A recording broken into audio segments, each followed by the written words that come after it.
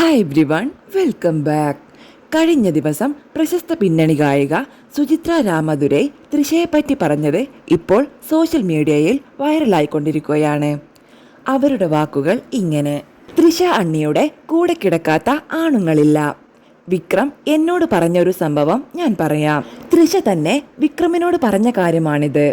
അതായത് boy cinema release ചെയ്യുന്നതിന് മുൻപ് അവർ സ്ഥിരമായി പോകുമായിരുന്നു, ഇപ്പോഴും പോകാറുണ്ട്. വെറുതെ ആൺകുട്ടികളെ പിക്കപ്പ് ചെയ്യാൻ വേണ്ടി ഒരുപാട് നൈറ്റ് ക്ലബ്ബുകളിൽ പോകും. ആൺകുട്ടികൾ പെൺകുട്ടികളെ ചെയ്യാറില്ലേ, അതുപോലെ നമ്മുടെ അണ്ണി ആൺകുട്ടികളെ പിക്കപ്പ് ചെയ്യും. അന്ന് ഭരതവിടെ ഇരിപ്പുണ്ടായിരുന്നു. അപ്പോൾ ബോയ്സ് റിലീസ് ആയിട്ടുണ്ടായിരുന്നില്ല. ഇനി റിലീസായോ ഇല്ലയോ എന്ന് എനിക്കറിയില്ല.